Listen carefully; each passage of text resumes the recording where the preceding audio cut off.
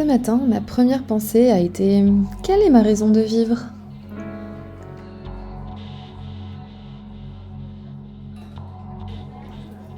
C'est le genre d'idées qui peuvent me faire rentrer dans une spirale paralysante. Je crois que je tends à être une nihiliste optimiste. Pourquoi vivre? Pour maximiser le bonheur? Le plaisir? On vit pour quelqu'un? Pour des grandes idées peut-être. Je n'ai pas la réponse, ou plutôt, je pense que l'univers n'a pas de grand plan pour nous, et que nos vies n'ont pas besoin d'avoir du sens pour être vécues.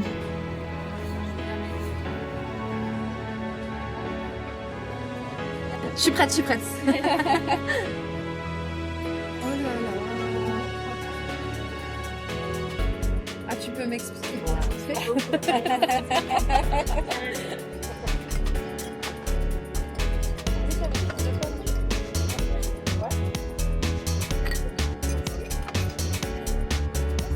Ça va aller?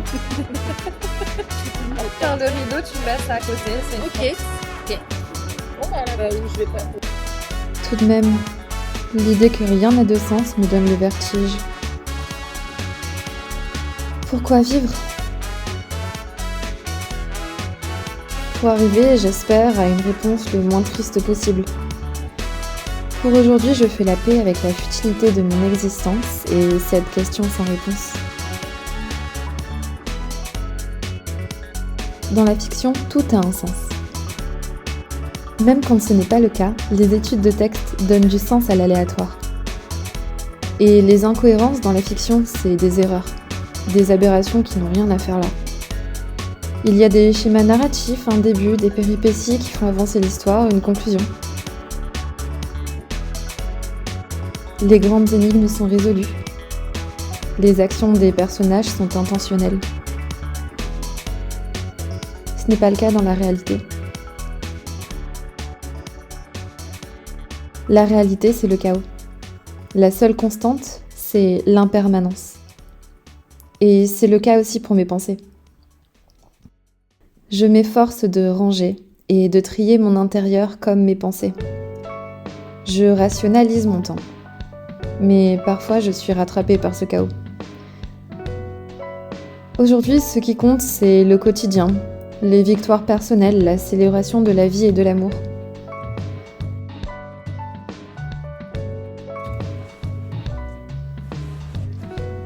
Alors je m'applique au travail, je plante des fleurs, je me distrais, je remplis mes jours de petits bonheurs et d'univers magiques. C'est fluffy quand même. Ah oui, lui, il est bien dufteux.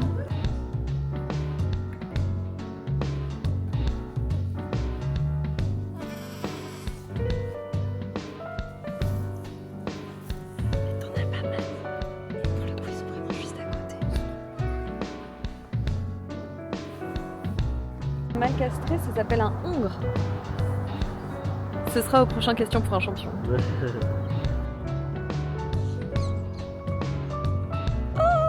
Tu viens nous voir? Salut! Ça va? T'es social?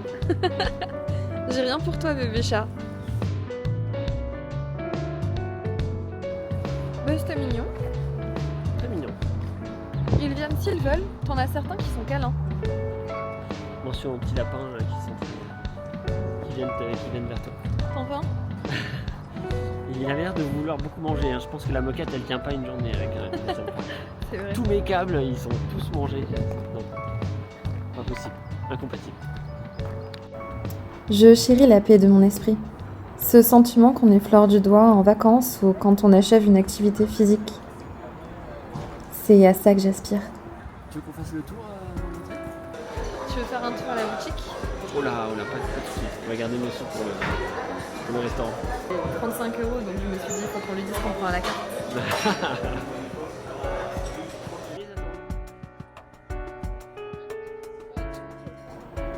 Ce n'est pas automatique. Être optimiste et heureuse me demande un effort conscient, un effort de tous les jours. Mais je crois que je suis prête à me battre pour ça.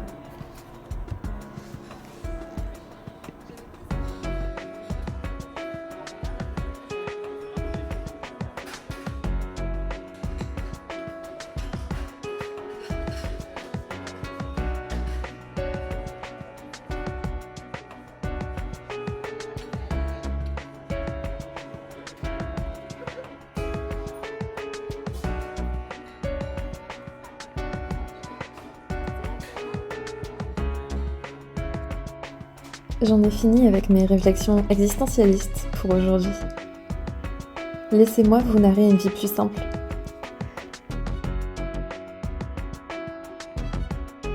Ce jour, j'ai décidé de faire un porte-clés à l'effigie d'un personnage qui m'a touchée.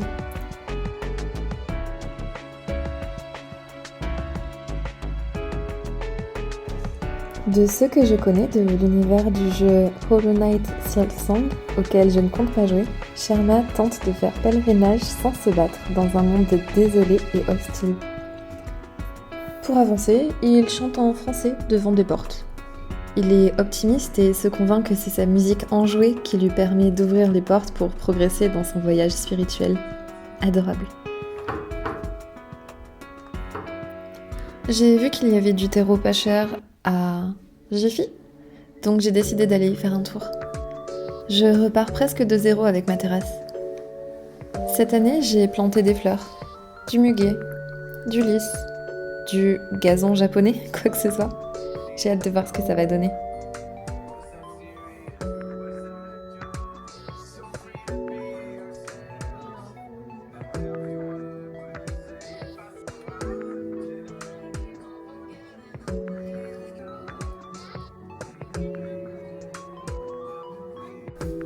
Et voici mon problème du jour. Un sac de terreau de 40 litres. Mais il était à 2 €, alors il fallait que je le prenne. J'ai fait une erreur technique.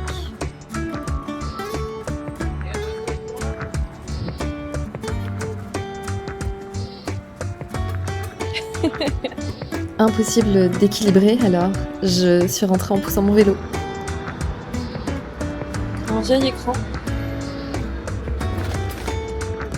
Et du thé pas ouvert qui périme en 2021.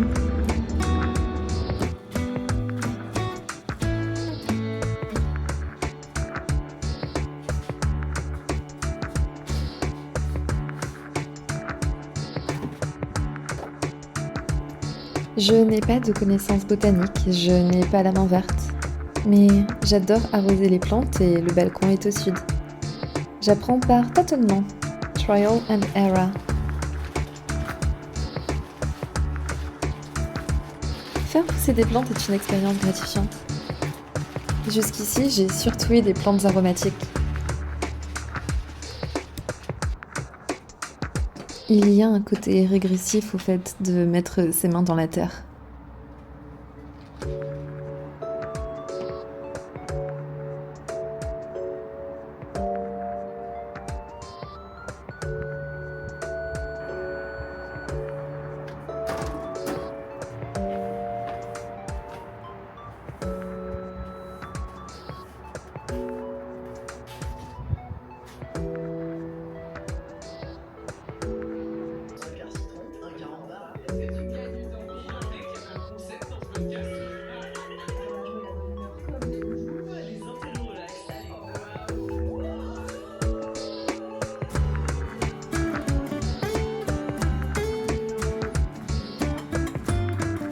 Ce petit personnage que je suis en train de finir, je vais l'offrir à une collègue qui fait une hyper fixation sur Silksong. Sa passion pour le jeu est attendrissante. Et de ce que je sais d'elle, elle appréciera le fruit de ma broderie à sa juste valeur. Maria, ma collègue, est donc un choix évident. Sur ces bons sentiments, je vous souhaite une bonne journée.